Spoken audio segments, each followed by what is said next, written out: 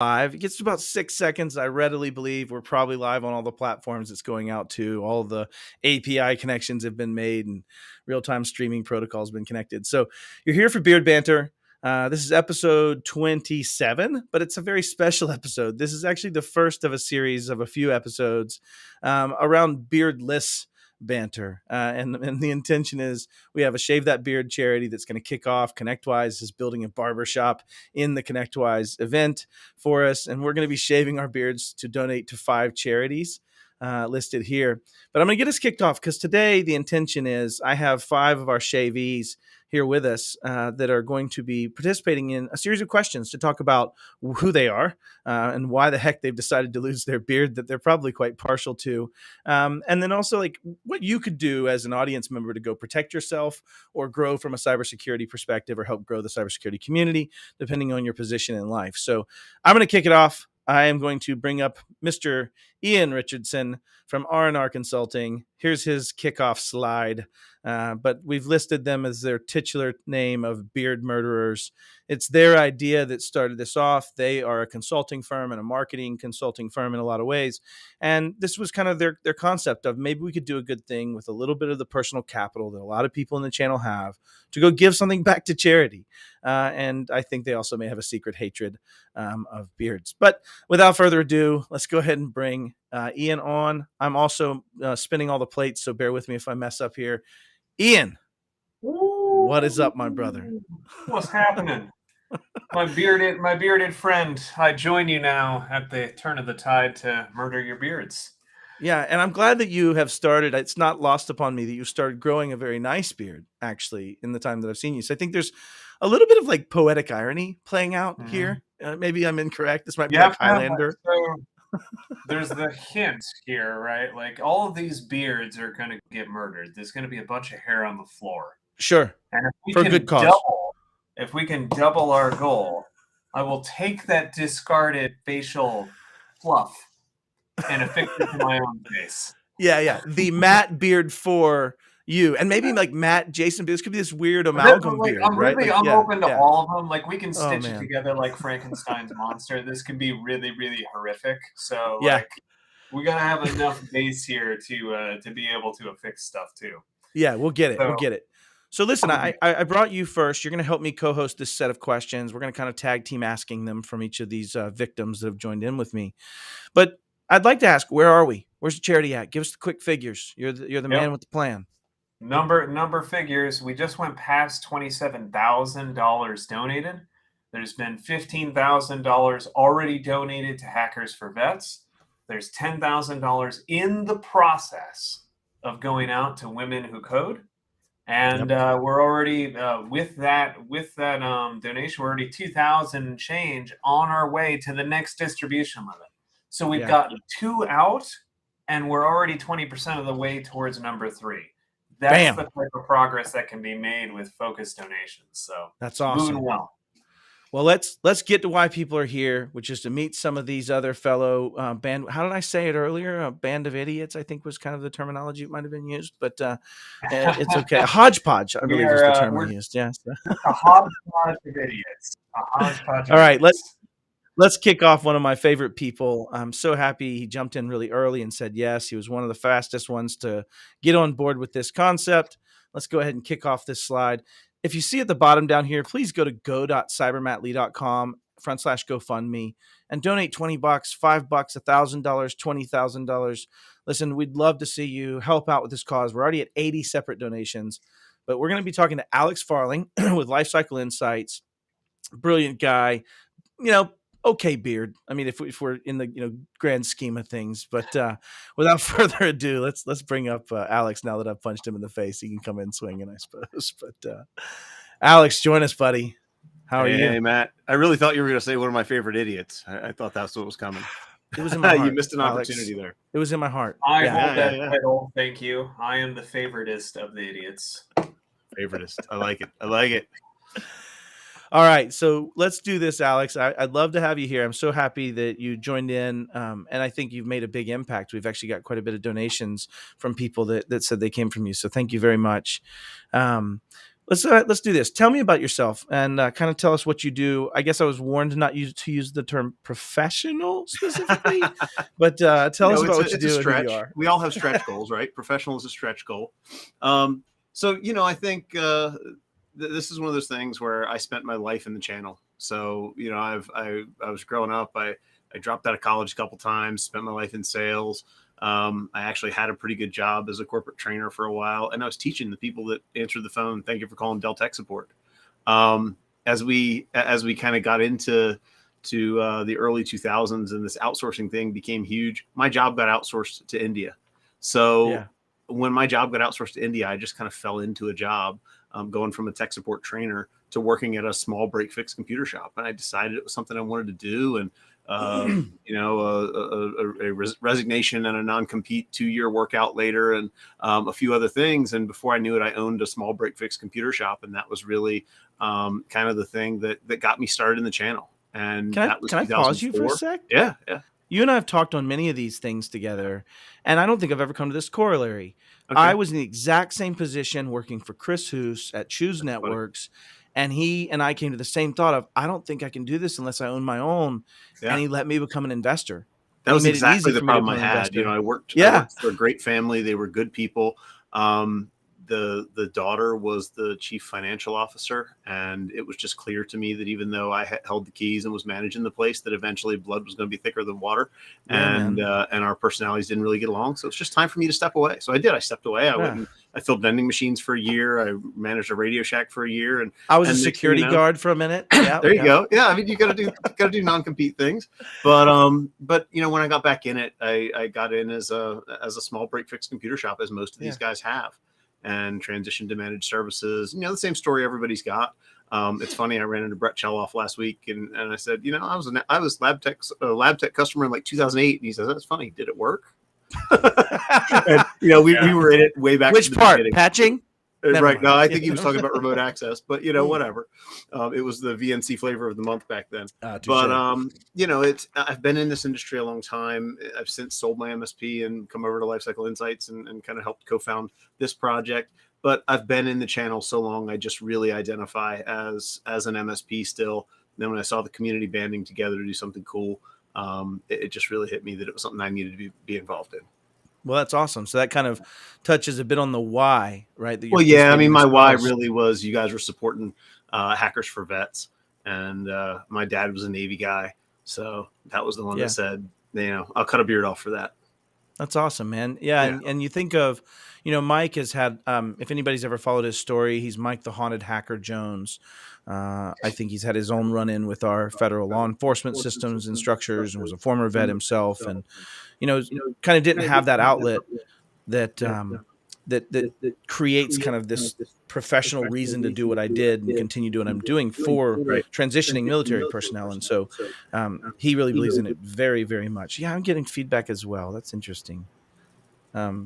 Okay, fixed itself. A little bit of audio fix, but anyways, doesn't matter. So the point is, that's awesome. I actually didn't know that's the one that really did it for you, but Mike would have had a hard time gathering funds as a brand new charity. When I was at United Way's distribution committee for 10 years, I couldn't bring on a new charity very easily. The way the system was weighted, if you didn't have 3 to 4 times whatever you're receiving being received in in-kind donations or matching donations or things that gave you this ability to say, here's the value I have to have, I couldn't make it algorithmically work even if you were saving the Pope tomorrow. Like it wouldn't work. And so charities just starting need some kind of angel capital, kind of in the same way. And so that's what I wanted to do, which takes on some risk and brings on some things that I'm willing to shoulder. In fact, Ian knows I've set aside $100,000 that is my cushion in case things don't go well with some of these charities, right? This is Matt's protection to help people being involved in this. But the point is, it's cool that that's the one that worked for you, because for him, he'd have almost the hardest time getting that kind of a donation space from most. That's funny, because I didn't know that. Yeah, I only know that because of that side history, right? That's so, but anyways, yeah. So somebody was just talking about haunted hackers. Funny. So let's do the last piece of this, because I want to make sure and get everybody. We've got a lot of people waiting in the wings, and we're going to leave you on to chat. But tell everybody in the audience one thing they can do to better protect themselves, like from a cybersecurity perspective, or to help us grow our cybersecurity community. Either one you want to tackle. Well, I think I'll take on the better protect themselves. And we're in an industry that God only knows it doesn't need another framework. We have more choices than there are flavor packets of Kool-Aid. But my advice to folks would be, and we talk about something here at Lifecycle Insights when we're building content, when we're building educational pieces and these kind of things. We talk about defeat the blank page, like get something on the page, and then you can mangle it and make it what you want it to be. And I'm going to say that about frameworks, like pick one and get after it. Okay. Everybody sits around trying to figure out what to do first. And the answer is pick something simple and then just keep doing the next best thing. So whether it's CIS, whether it's NIST, whether it's something else, pick a framework and get after it because there's just not enough time to get all this stuff done. That's actually brilliant. Go ahead, Ian. Would you say, Alex, that focusing on 1% improvement is where it's at? Don't try to make quantum leaps and just focus on getting a little bit better each day. Nobody's going to make it at quantum leaps, right? That's the quantum leaps equals quantum mistakes. So, a little bit better every day. We call it iterative improvement over here, but that's apparently a hard word to say. That's the thing that we really focus on. It's where we try and drag MSPs to, sometimes kicking and screaming, but that's really the goal. It's just a little bit better every day than we were yesterday. Yeah, I like to say perfect is the enemy of good oftentimes, right? And it's this concept of, hey, get something on the page. I love your white page methodology of stating that. So that's awesome. Thank you so much, Alex. You're welcome to stay. I know if you have to go, please drop, but hang around and join in the banter for everyone else. I'm going to go ahead and pick, let's see. You know what? No, Ian, who do you want to bring up next? Well, he's mouthing off, so let's bring up Mr. Slagle. We have the one and only Jason Slagle with CNWR IT Consultants. He's also the pretty well known across the industry Jiminy Cricket, if you will, around cybersecurity practices in their software. Infamous is the word I definitely would use with that for sure. But let's go ahead and bring on Jason, also somebody that I happen to highly respect for the opinions that I've aforementioned. So let's bring him up. Jason. You're in the hot seat, buddy. Oh, Ian's going to ask the questions this time. You got him, Ian? Oh, yeah. Mr. Slagle, that's a lovely beard you have. It'd be a shame if something happened to it. So tell us about yourself, right? You're in the cybersecurity space, or else you wouldn't be here. But dive deep. Tell us about you. Tell us about everyone about what you do over there at CNWR. Yeah, we're an MSP in the Toledo, Ohio area. I've been doing this stuff since I feel like the beginning of time. I'm an old IRC nerd, right? So you run an IRC server for long enough, and you somehow end up with some cybersecurity knowledge. Doing things like speaking about denial of service attacks before anyone knew what they were, and things like that. So. You're talking about since the beginning of time. So are you talking Windows NT days? Are we talking Novell days? Are we talking mainframe days? I was running my own self here. Yeah, I was running Linux before Windows 95 came out. There you go. So that should. Did you ever run a idea. BBS? I had Lions Den BBS. I ran a BBS on my Amiga. I wrote a BBS in Amiga Basic. Yeah. Okay, I didn't do that. I bought a BBS software. So yeah, I ran a couple. I co-sysopped several. We had a 16 node world group, like multi BBS one I helped run. Yeah, it was fun. Good times. Nerds. Yeah, I'm a total nerd. I don't deny it. I mean, I wear that. My kid goes, "Dad, am I a nerd?" I'm like, I am. What's wrong with that? Like, yeah, be nice 100%. To nerds. You'll work for one someday. Yeah. It. So tell us what attracted you about this, right? Like what this kind of came around. I'm certain my far better half might have poked you once or twice or 5 times about your beard. 77 times. So I'm pretty sure that like 80% of the reason this is happening is because Carrie just hates beards. And I'm totally down with that. So she harassed me a lot. I kind of poked at her and offered up the ponytail, which has actually been around a lot longer than the beard has. And she's like, "No, I want the beard." I'm like, who cares, right? Like, I'm like, this is honestly like 18 months of growth. So like, what kind of jerk would I be if I wasn't willing to like contribute 18 months of regrowing a beard to raise $100,000 for charities. So you just went on the don't be a jerk principle. That's the driving I mean, force. That's fair. The charities. I mean, the charities are great charities. Several of them I'm familiar with, and I mean, I think it's awesome. I mean, the beard means nothing to me. People don't say they don't recognize me without it, but like it's only 18 months old. This is No Shave November 2020 edition on my face here right now, right? So, you know, it's like a fine wine. Seriously, it's been trimmed like 3 times since then, but it's like basically this is what happens if I don't do anything. So, it's the easy choice. So what Mine my was only like takeaway March. is Like, that this is a COVID thing. Yeah, yours is. Yeah. Yeah, I didn't have one before this. if we breathe deep into Jason's beard, what I'm hearing is that we're all going to be tanked. Yeah, if you breathe deep in my beard right now, it's gonna smell like buffalo sauce and blue cheese. Because man, it's hard to eat with the beard sometimes. No, you said this morning you were going to be working on getting the buffalo tree and blue cheese out. Did you just not get around to it? It's gone. No, it's gone. Okay, good. Fair enough. Sorry, Ian. I didn't mean to step away from your The question. scent remains. The scent Yeah, remains. it probably does. So, like, I'm certain that you have 10 things, but we're going to ask you to choose your favorite thing that someone can do to better protect themselves or grow the cyber community.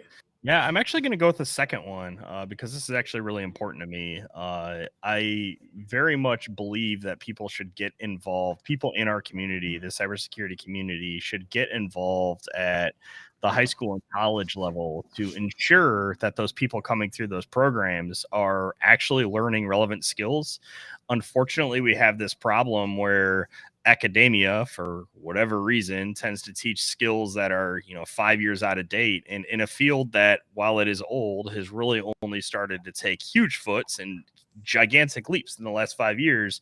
We can't really afford for that to happen. So we need thought leaders and other people in our space to partner up, go join the advisory board of your college, go offer to adjunct, teach some classes, go offer to speak at them, right? To try to teach these kids what they can do to be much better prepared when they come out. 100%. I'm in love right agree. now. Yeah, just in love right now. Jason Slagle, you need to stay away from me right now. 100%. When beards collide. Yeah. No, but I think I think just to add to that, Jason, like that's absolutely brilliant in the sense that we are a few generation gaps away from solving this potentially if we can continue to educate cybersecurity at an earlier level, trust impermanence at an earlier level, right? This understanding, Scott Augenbaum says, the cybersecurity mindset or cybersecure mindset, but just trying to help iterate at a younger and younger age, which is why I picked, the Bits and Bytes program. And she speaks at those type of events to try to get involved at the very low school level, even younger. So thank you so much, Jason. I'm going to have you hang out here and we're going to bring up another person. So let's see who we're going to bring up next. I'm going to bring up that wheel. Yeah, I got one of those. It's just in my head and just spin it. It's never cheats, I promise. All right, let's bring up William. So, William, you are, shaving that glorious beard that looks like you might have had for a couple of days, as my supposition. And you're also not directly channel affiliated in this. It's not, most of the other Not people in anymore. this- Yeah. Tell us about that. Tell me about yourself. Yeah, so I, like most people on the call, I'm sure I've been in IT for more years than I probably care to admit. Starting in high school, where they actually offered CCNA classes at my high school, so kind of Nice. cut my teeth on networking at a pretty young age, and been in and out of the MSP community in a leadership capacity for about 12 years.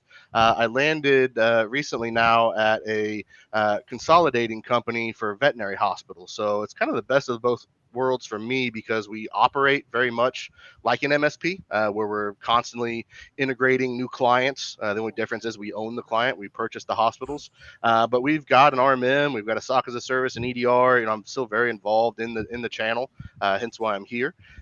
So again, it's just great to be part of a private IT staff, but still operating, with that kind of MSP model. I'm at United Veterinary Care. It's kind of our mission here to really focus on the lives of the doctors at the hospitals, all of our team members. I've learned a lot about the veterinary industry in specific. And there's a huge mental health crisis in the veterinary space. And that's really what we feel sets us apart, is we are very focused on improving the lives of those staff members so they can do what they're passionate about. We take that operational and technological burden off their shoulders so they can focus on what they're passionate about, which is saving pets. So Yeah. Yeah, y'all can y'all can speak up as well, and thank you so much, William. That's awesome, and I have some corollaries in that too. When I was hiring a engineer one time, the engineer came from a somewhat mid-sized enterprise similar to that. Weren't high on the buying and selling of things, or integrating, but he gives me his resume and he says, I've done 5 VMware migrations, I've done 2 email migrations, I've done this, and I'm looking at it, and I just wanted to set the expectation. I said, well, that's Thursday for us, right? At least at that time, and the scale and how fast an MSP operates. So if you're able to bring that same MSP mentality from a density and repeatability and scalability kind of conversation back into an organization that's buying tons of these other organizations, and you have executive buy-in to say, yes, let's do this the right way, and enable and empower them to go and drive business in a secure manner, I would feel like a kid in a candy store in that situation, right? Because you'd be crushing a lot of those integrations and bringing them into the systems to make them more scalable. So yeah, it's been great. We're fairly young, and so we get to build this from the ground up, and we've got a really kind of great team on our side that is very focused on security. So it's been fun. Awesome. Okay, so tell the audience why you're shaving your beard. What got into you? What brought you on board? Yeah, man. I get pretty long-winded, so you'll just have to run with me here. But I'm to good me, with it. it's all about the community, right? I've been in and out of the MSP space, and I've made some really great relationships along the way. So many guys out there that I listen to and respect. You and Jason. There's other guys out there like Evan Franken, who's unfortunately not part of this right now. But I know. I don't know how he dodged the bullet, man. But, right.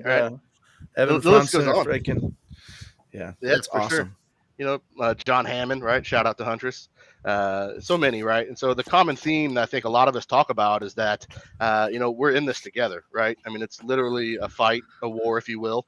There's cyber criminals, terrorists out there that are actively, trying to take down people's livelihoods, and it's us against them, right? And when I talk to SMB owners, it's my kind of quest for them to make it personal, because it is. There are people out there who are literally trying to bring your business down. And so, I saw this charity drive as a way to kind of put my money where my mouth is, I guess, so to speak, or my beard where my mouth is, which is already where it is. Or separate from where your mouth is, potentially. Yeah, on the floor. Yeah. So, no, I just thought it was a great way to kind of show my support to a community that I still very much love. And, there's some great causes that we're supporting in the cybersecurity space. So happy to be a part of it. Awesome. Very, very cool. So the last question then we've asked everyone is, tell the audience something that someone can do to either better protect themselves or help us grow our cybersecurity community in general. Yeah, that's a long list, right? I think to me, it's just about getting involved and really kind of shifting the mindset of a lot of, people in the industry, whether it's an SMB owner, whether it's a security engineer, making it personal, because it really, really is when you think about it, right? Security is not just a black hole that you spend countless dollars in. It's an investment in the defense of your livelihood against an enemy who's out there working day and night to, fight against you. They're trying to essentially, again, stop you from earning a check, put food on your table, provide for your family. It's personal. And I think once more people start to see it in that light, we can, the whole game changes, and we can really kind of fight side by side, because we are in this together. I got to trick in on this a little bit, or dig in a bit on this, in the sense that we've always fought to try to make people understand, therefore defend. But in your argument, it's saying, no, just realize this ain't some crap you'd put up with if you were at your house. If you said, well, they didn't really steal anything, but they stepped in my front door and I can't tell that they took anything, you'd probably shoot them with a shotgun the third time, right? Like at some point. So I think, to your point, when you can't necessarily understand all of it, but you understand and trust the people driving the decisions, making it personal and saying, I'd rather take the more secure and direct way of solving this than taking it in a just handle the risk and have a high risk aversion. I actually hadn't thought about putting it that way. That's, I think, awesome. So thank you very much. One of very cool.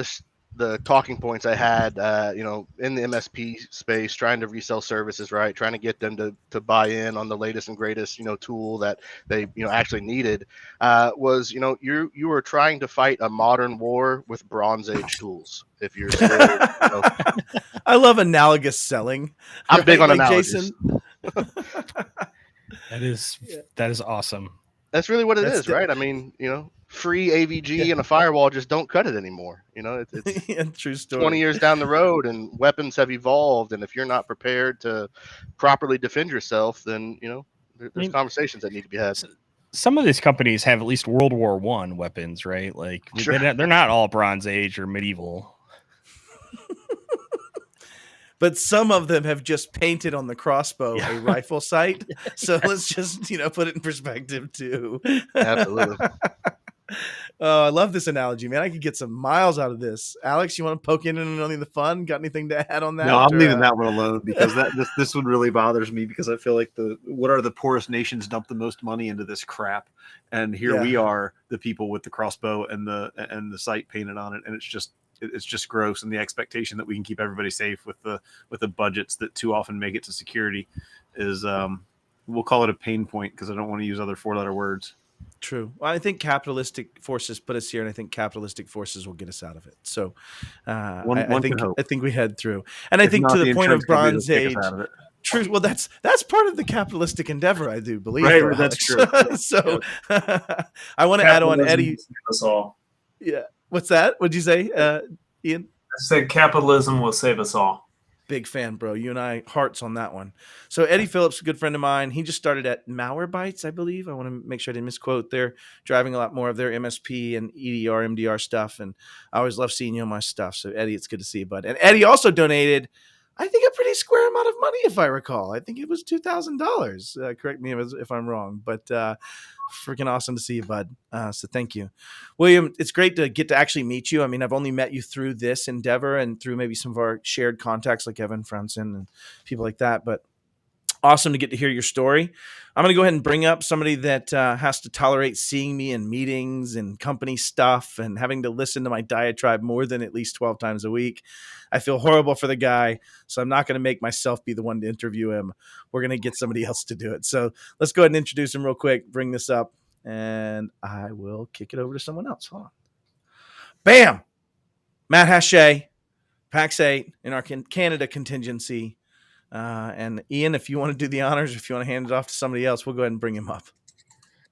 Oh, Canada. My favorite person in the world's from Canada. Oh, yeah. I know. I was talking to her about that, actually, when I first volunteered the face coverings. So That's right. That's Awesome. right. So as a honorary Canadian, seeing as I live in Michigan, and that makes us pretty much Canada light. You guys are all like up here, and we live right here. I've always argued that like Wisconsin is more Canadian than Canada sometimes.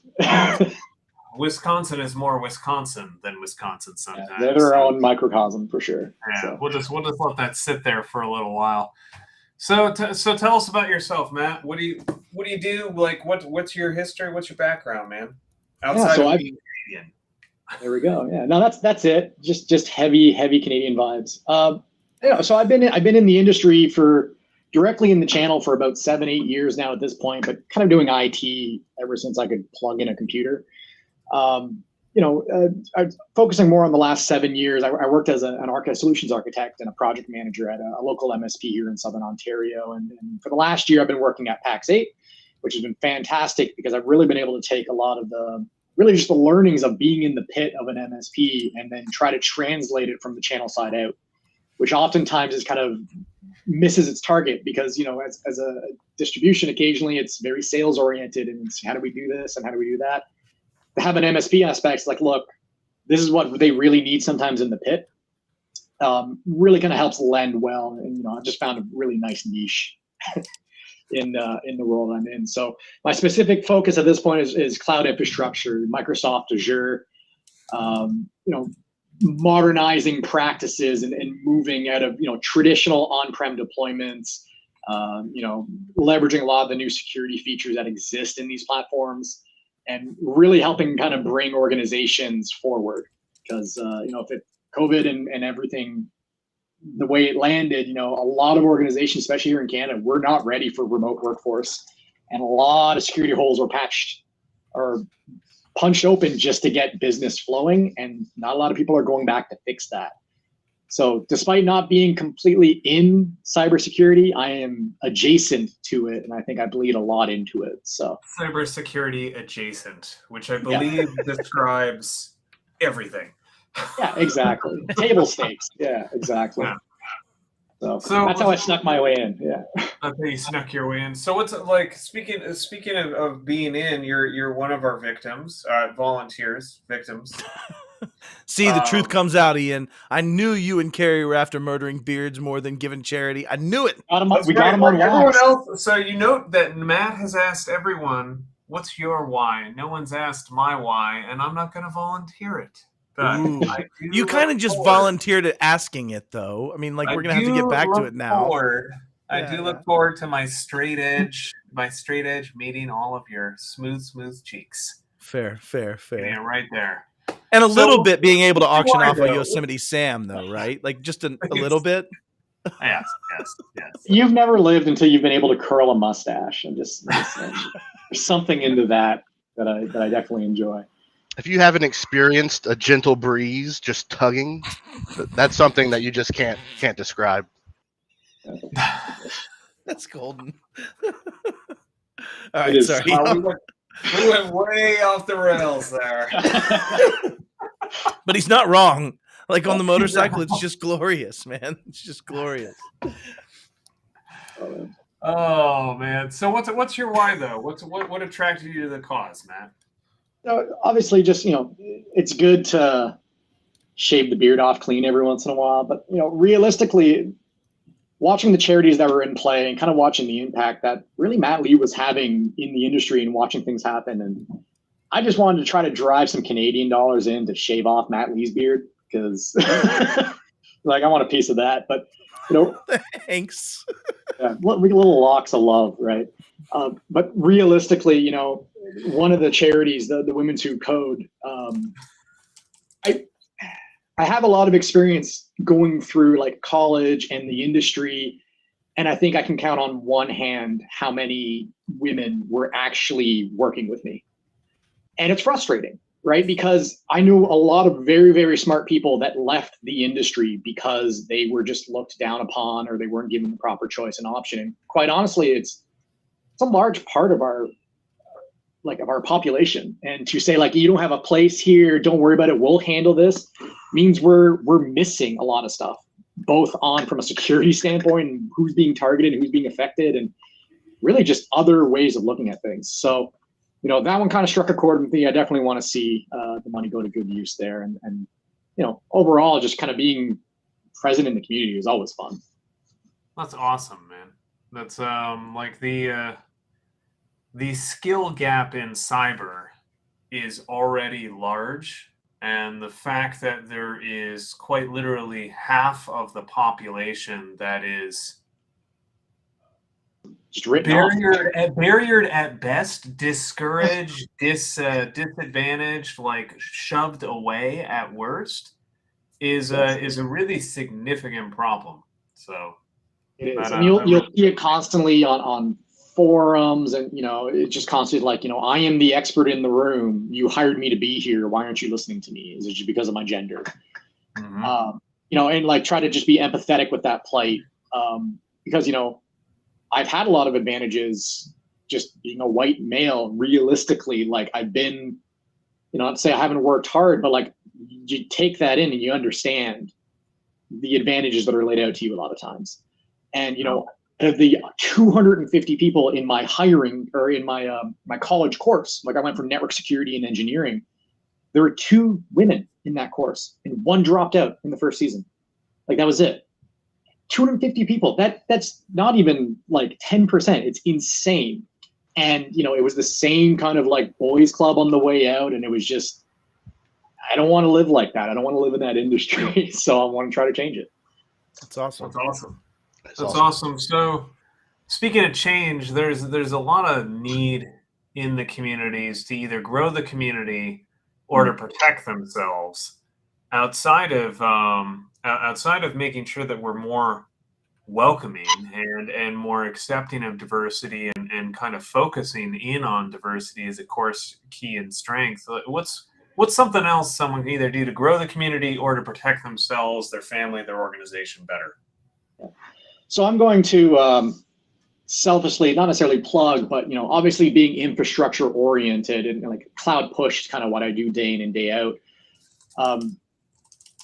Don't write cloud off.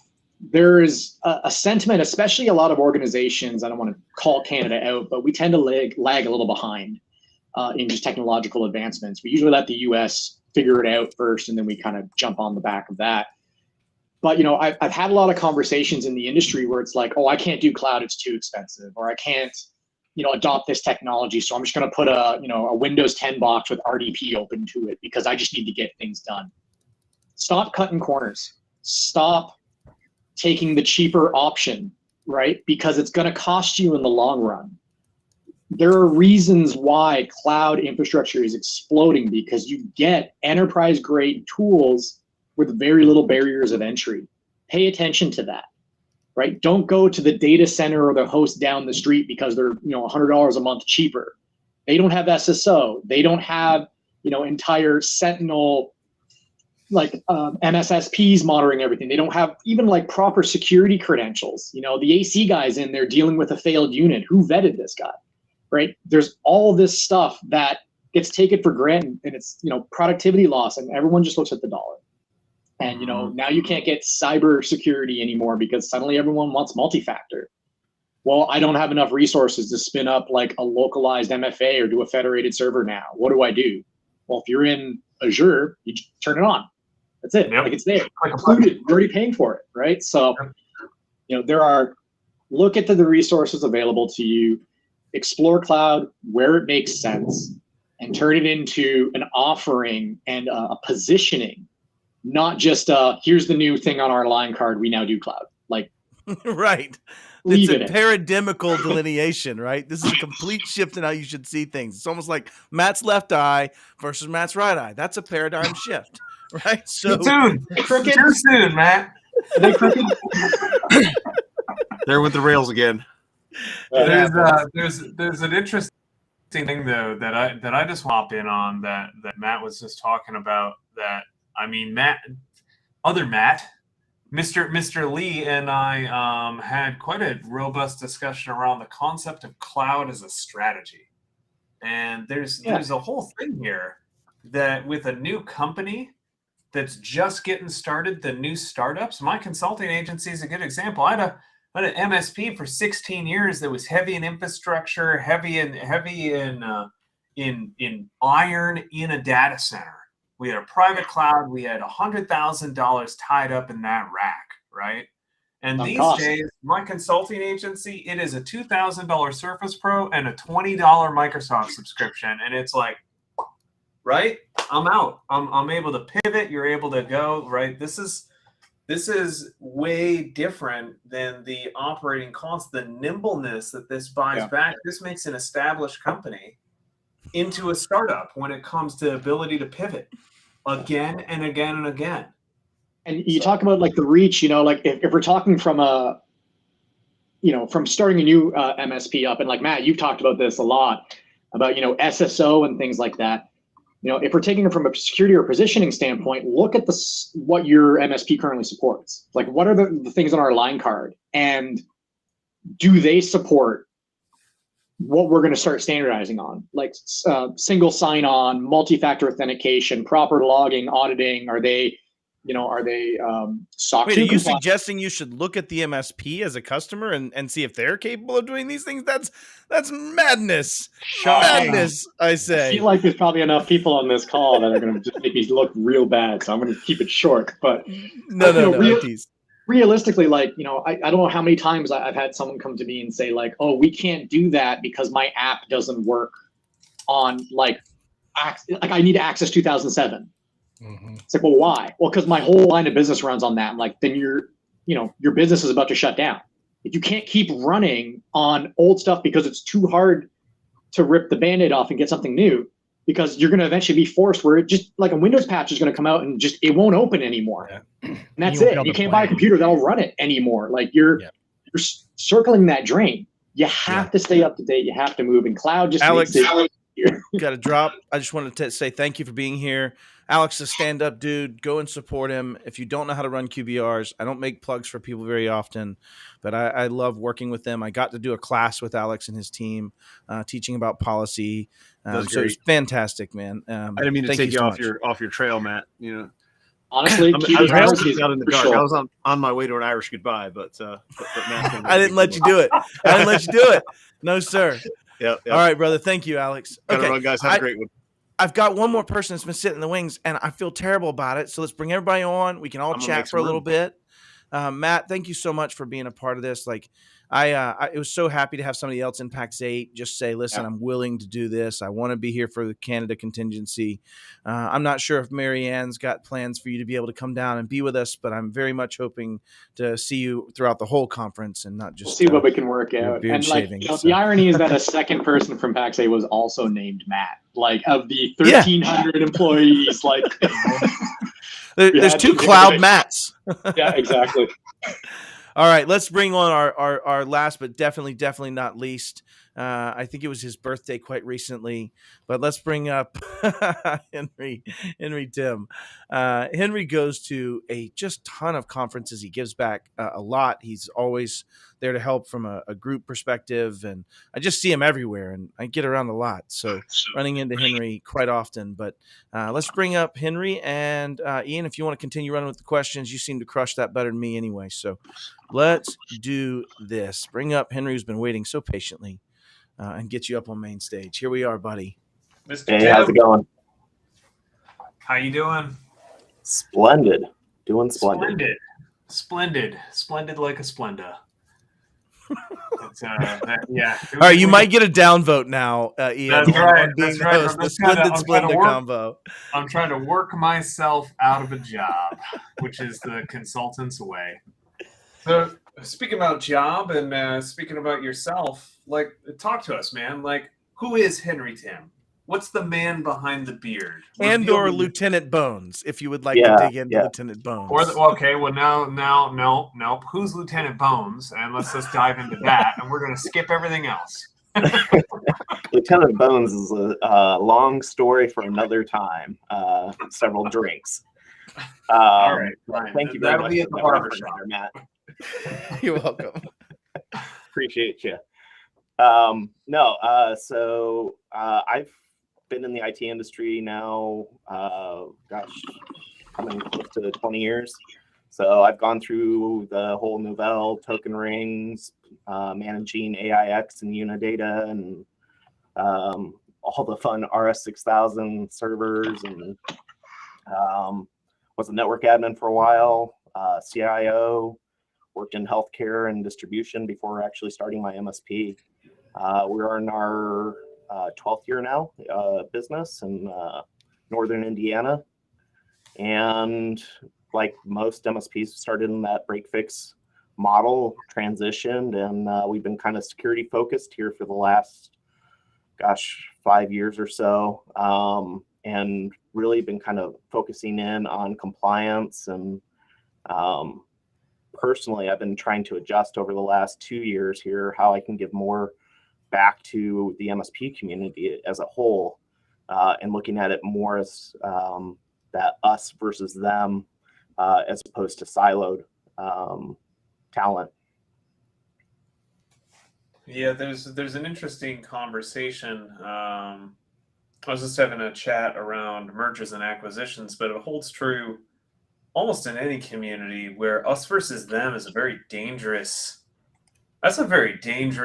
bit of verbiage. When really everyone on this call and everyone who's been involved in this initiative is referring to it more as a we.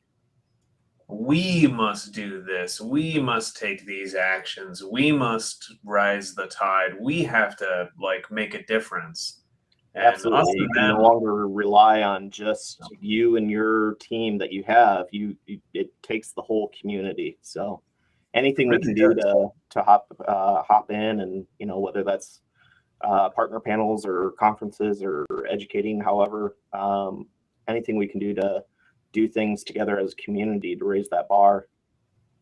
Well, this is such a giving community, right? And I'm on the outskirts now, looking in, being a former MSP owner, selling that business, going into consulting, but there's just an overarching sense of willingness to give that I know that if I ran into something, and I'm not the best technical hat by any means, even when I was at my MSP, I was much more involved in sales, much more involved in marketing, much more involved in the business side of that organization. But if I ran into a situation, either business or tech or security, I'd pick up the phone and call someone and say, hey, like I'm a little lost here. What do I do here?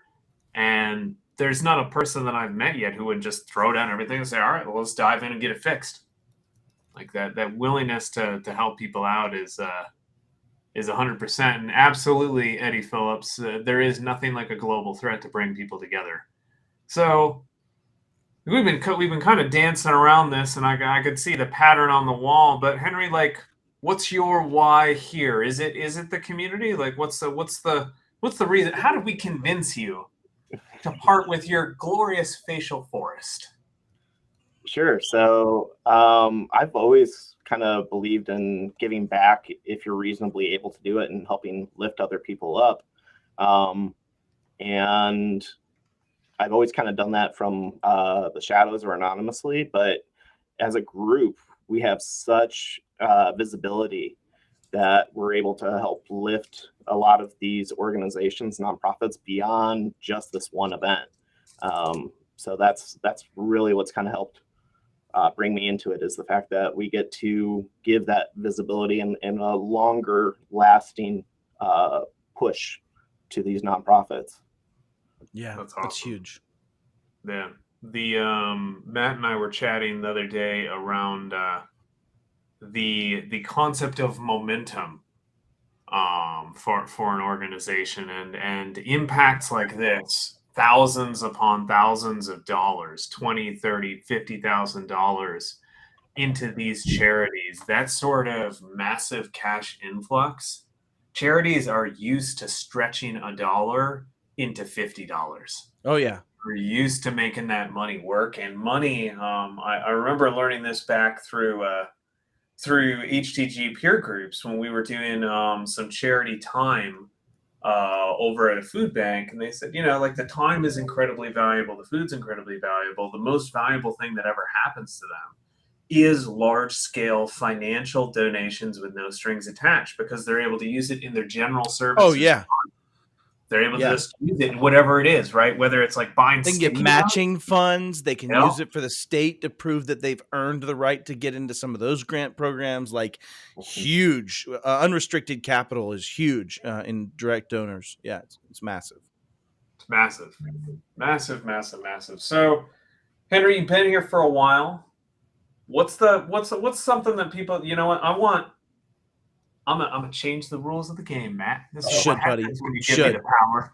That's it, man. You got the stick. This is it. So, what's a way that people can grow the cyber community, and what's a way that people can protect themselves better? I want both.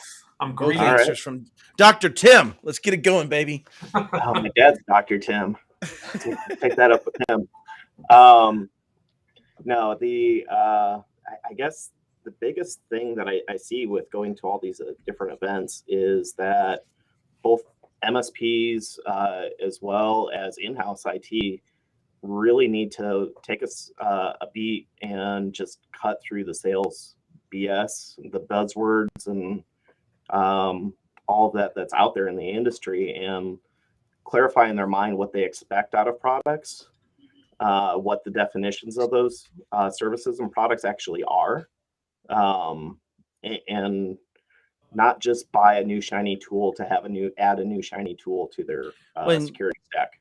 And you and I just recently found out that we're working on similar projects, aren't we? Applying Sunil Yu's Cyber Defense Matrix to a SKU stack around CIS or around some other framework methodology. So Yes. very interesting there. And as we wrap up today, I actually have for my show called The Game on Fridays, that's a PAX 8 endeavor, I have a thing called Acronym Acrobatics, where my film crew goes around and asks people in the office of the 300 or so in the US offices that show up to answer what is an acronym and tell me what it means. So can you fire off real quick before we finish this question? Like everybody here, Jason too, let's help me rapid fire off like 5 or 6 acronyms. I've already used IDOR, I've already used EDR, I've already used MFA, I've already used 2FA. SDR, MTR, MDR. MTR, NDR. I forgot a page I can shoot you. That's actually, I started a industry Come on, man. decoder for acronyms. RFO, SLA, RTO. that's a great one. RTO, TLA. RPO. RPO, yeah. TLA is the original, guys. What's TLA? Three-letter acronym. Oh, shut up. You just totally trolled me, right? Like, I hate you with all my heart right now. I just want you to know, Ian Richardson just rolled me like a 2-year-old. That's just not right, bro. You know so what? good. Mr. Rick Astley would like to talk to you, Matt Lee. You can get like super fancy and do like laser. Which is, Yeah. is LAZER, you mean? Or No, LASER? LASER. Light amplification by stimulated emissions of radiation. Okay. The It's actual term for laser. Fair. It's actually an acronym. Fair enough.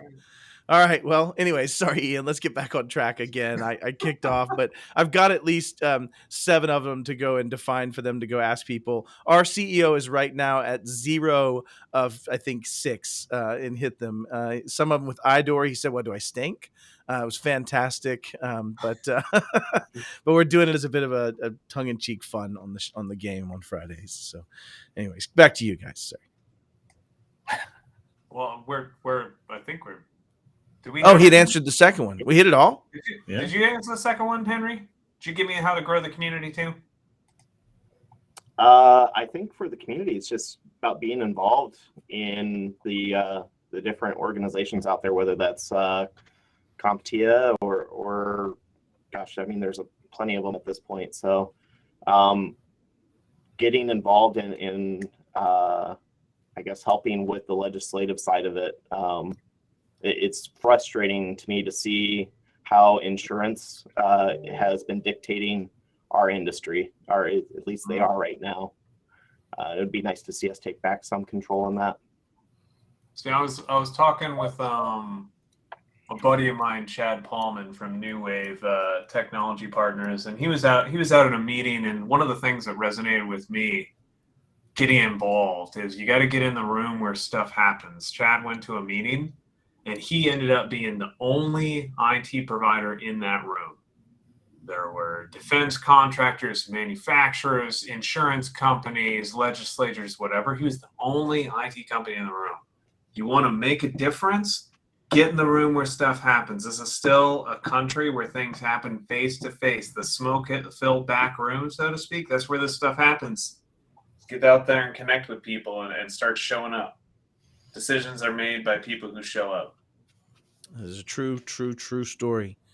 Love it. You know, it's funny. The you had said something earlier that there's a skills gap that needs to be closed, right? But there's also a wills gap that needs to be closed, right? We need to make it to where people have a will to try to close some of it. I do that. That's one of the things I do to try to tell people they're doing the right thing. But yeah, no, it's fantastic. But we need to do both sides of that endeavor, right? Creating the ability, but also creating the desire to continue to do more and more secure decision making around the board. I've already abused the crap out of everybody's time. I wanted to, say thank you for everybody being here. Jason and I just slapped him up on camera. Did a thing with Tom Lawrence that I thought was really fun. You should check it out. But we did a how we would hack you as an MSP this morning. But that means I've spent more than my allotted time I'm allowed to spend with any of you on air today. And I think it is time for us to wrap this up for our audience. But anybody have any final parting thoughts or words or pleads to donate and help out this cause? No, are you not in the van, Ian? No, we're not in the van, right? The van's in the driveway. You know what I need to do is I need to buy a battery for the van. So I'll start my own GoFundMe page for a van battery. Man, I got $2 if I can put a beard logo on the side of the battery.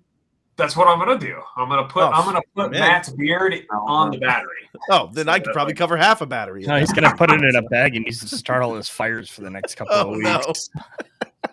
I do want to All give you guys a good shout out, though, Ian, Carrie, Matt, for all you guys have been doing to help raise this money for these charities and organize all this. So thank you guys. Thank you. Yeah, nobody sees how much hard work goes on in the back end, but between Ian and Carrie, they're probably 6 or 7 full-time weeks into the effort across the board, right, from an effort perspective. So great shout out, Henry. Thank you so much. That's awesome. I appreciate that. Appreciate all y'all sacrificing your beards for the charity too. I look forward to pasting them onto my face. Oh God, I'm gonna hold you to that. It's gonna be the best selfie I've ever taken. Like it's gonna be a perma selfie, man. I'm gonna make a statue. What we do is we take the photo before where it's on your face, and then we take the photo after where it's on my face in the exact same shape. Fair. All right, y'all. I'm closing it out. Thank y'all so very much for being here in the audience.